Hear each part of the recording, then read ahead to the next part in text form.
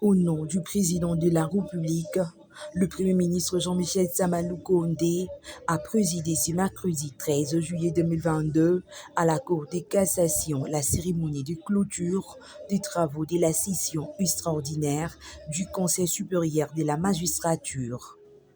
C'était en présence du président de la Cour constitutionnelle et président en exercice du Conseil supérieur de la magistrature, de membres du bureau du Conseil supérieur de la magistrature, des officiers supérieurs de la PNC et de FRDC, de membres de l'Assemblée nationale et celui du Sénat, de magistrats, membres de l'Assemblée générale du Conseil supérieur de la magistrature, ainsi que de plusieurs personnalités du pays.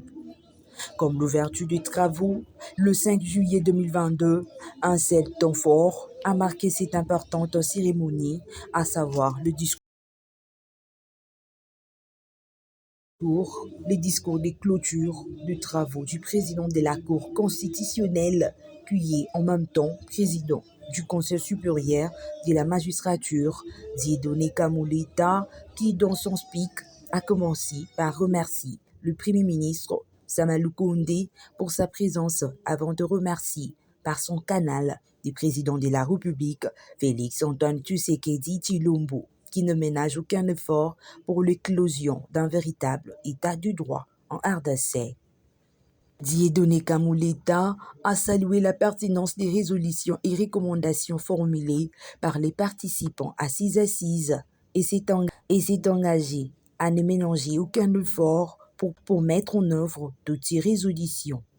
En sa qualité de président du Conseil supérieur de la magistrature, Dieudonné Kamoleta a appelé le magistrat à la discipline et au changement de mentalité. Il s'est aussi engagé à améliorer les conditions de vie de magistrats. À la fin de ces assises, quelques participants à ces assises, dont le magistrat Michel, venu de la province de l'Ituri, n'a pas tardé à s'exprimer.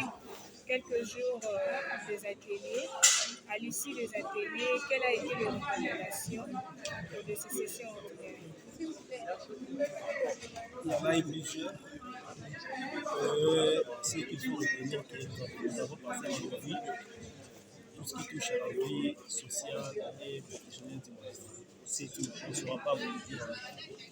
Quel est votre mot par rapport à d'autres sessions générales que vous avez y assisté?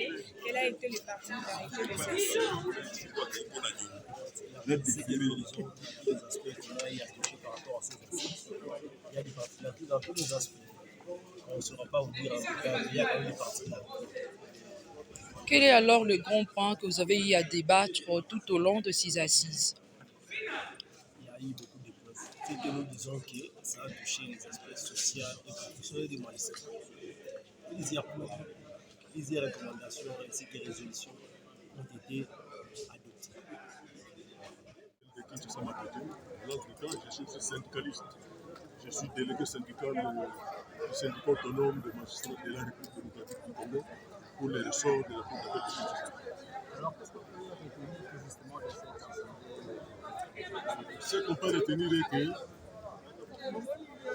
en fait, le nouveau président du Conseil supérieur de la magistrature, ainsi que tout son bureau, nous sommes tous derrière la fusion du chef de l'État pour chasser la corruption.